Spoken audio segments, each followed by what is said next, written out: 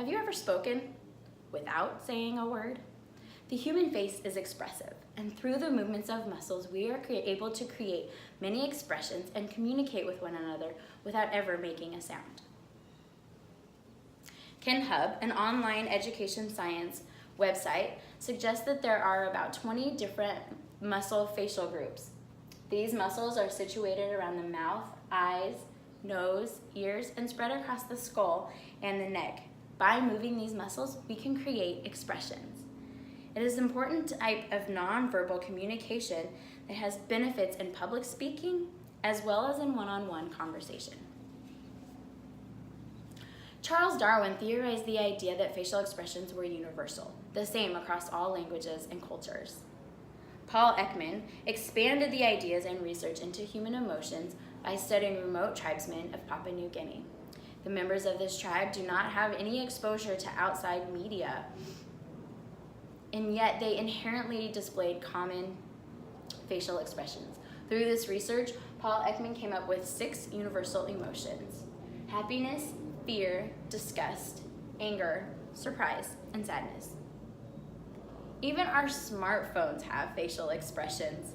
We communicate regularly through electronics by using emojis to help describe feelings or emotions. There are over 90 different facial expressions in our phones. I know because I counted them. Without ever writing a word, we are able to convey a message with feelings simply by using a cartoon character. Facial expressions are important for communication. They can emphasize a point, convey emotion, or even put someone at ease. Simon Baron-Cohen, a professor at the University of Cambridge, developed an assessment tool to see how well people can respond to someone else's emotions. How sensitive are we to the emotions that are displayed on their face? By showing them a picture, he asked them to say what kind of emotion they are feeling. This one here is playful, and this one down here is upset.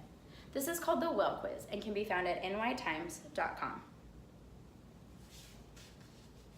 In public speaking, the presenter has control over the words that he or she is saying, but it is also important to have control over body language.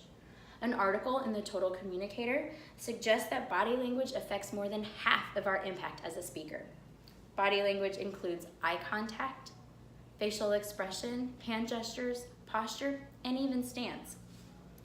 Facial expression can engage audience and help to contribute to the comprehension of the message. And it can also help to convey the speaker's feelings regarding that subject. Are they passionate about it? Are they excited about it? Do they have concern for the audience? Or are they bored and apathetic? Having facial expression is useful in getting across a message. It allows the speaker to use less words, to show personal investment in the story, and to make the message more believable. The combination of both nonverbal and verbal communication provides credibility and accuracy to the speech. Using facial expression is the quickest and easiest way to change the tone of a message. An article by private investigator Efrat Cohen suggests that facial expression can change your mood. Simply by smiling, our body releases endorphins that can make us feel happy. Conversely, by frowning, that will depress the mood and make someone feel sad. Using facial expressions can not only control the mood of yourself as a speaker, but also that of your audience. Nonverbal communication gives us the ability to respond to unspoken language and help us connect to one another. Everyone wants to feel a connection to someone else. Seeing someone's face and their expression is an effective form of connecting with someone. If you want to connect with your audience, don't be afraid to show emotion. It is important in public speaking for the expression to match the tone of the message or the speech. A positive or energetic speech would not want to be done with a sad face or a concerned face. Conversely, a sad story or a topic on serious social concerns would not want to be done with excitement and smiling, as that might undermine the message.